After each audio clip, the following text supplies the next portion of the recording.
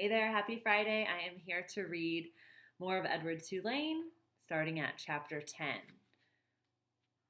He's being called Susanna now at Lawrence and Nellie's house, and Lawrence and Nellie's daughter just arrived at the end of chapter 9. Chapter 10. Lolli was a lumpy woman who spoke too loudly and who wore too much lipstick. She entered the house and immediately spotted Edward sitting on the living room couch. "What's this?" she said. She put down her suitcase and picked Edward up by one foot. She held him upside down. "Oh, that's Susanna," said Nellie. "Susanna?" shouted Lolli. She gave Edward a shake. His dress was up over his head and he could see nothing. Already he had formed a deep and abiding hatred for Lolli. "Your father found her," said Nellie. "She came up in a net and she didn't have no clothes on her, so I made her some dresses." "Have you gone skivvy?" shouted Lolli. "Rabbits don't need clothes."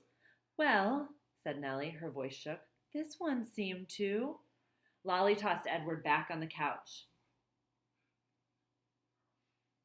He landed face down with his arms over his head and his dress still over his face, and he stayed that way through dinner.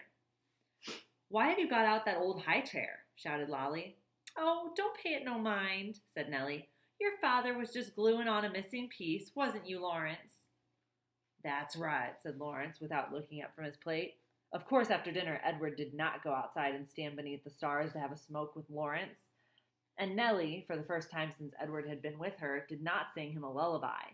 In fact, Edward was ignored and forgotten about until the next morning, when Lolli picked him up again and pulled his dress down away from his face and stared him in the eye.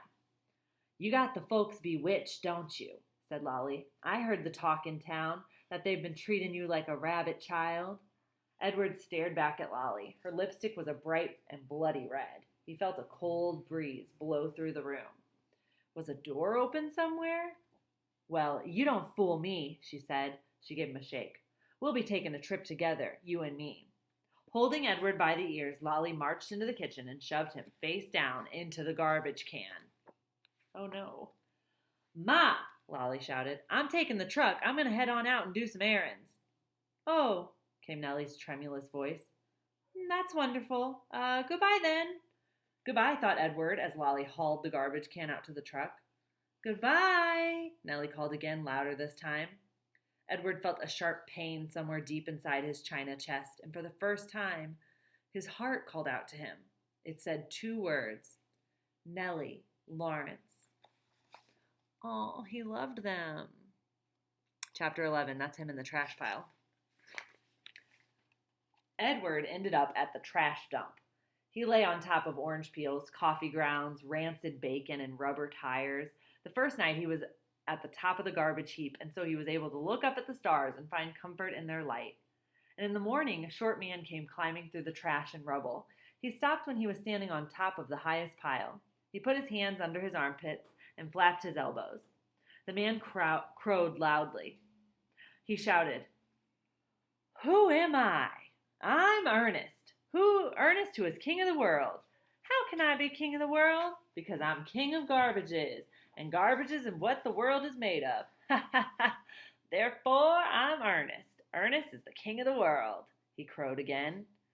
Edward was inclined to agree with Ernest's assessment of the world being made of garbage, especially after his second day at the dump, when a load of trash was deposited directly on top of him.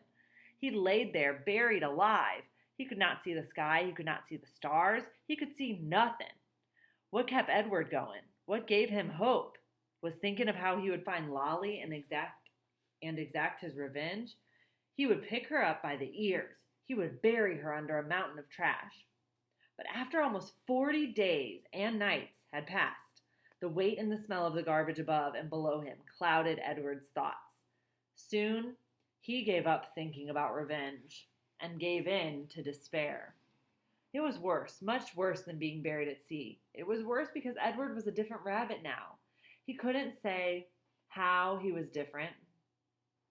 He just knew that he was. He remembered again Pellegrina's story about the princess who had loved nobody. The witch turned her into a warthog because she loved nobody. He understood that now. He heard Pellegrina say, "You disappoint me." "Why?" he asked her. "Why do I disappoint you?" But he knew the answer to that question too. It was because he had not loved Abilene enough. And now she was gone from him. And he would never be able to make it right. And Nellie and Lawrence were gone too. He missed them terribly. He wanted to be with them. The rabbit wondered if that was love. Day after day passed, and Edward was aware of the time passing only because every morning he could hear Ernest performing his dawn ritual, cackling and crowing about being king of the world. On his 180th day at the dump, salvation arrived for Edward in the most unusual form. The garbage around him shifted, and the rabbit heard him the sniffing and panting of a dog. "Oh, perfect timing, Lulu. I can hear the crying of a dog." Then came a frenzied sound of digging. The garbage shifted again, and suddenly, stop it, Lou. Miraculously, the beautiful buttery light of late afternoon shone on Edward's face. "Looks like a doggy dug him out." "Lulu, you must have heard me talking about trash, and you came to join me. Lulu loves digging in the trash, just like this little hound." "Lulu, go lay down, please." Okay, well, maybe that's a good stopping point for me since Lulu is demanding I give my attention. All right, we're stopping at chapter 12. Have a great weekend. That was a pretty short video today. Sorry about that.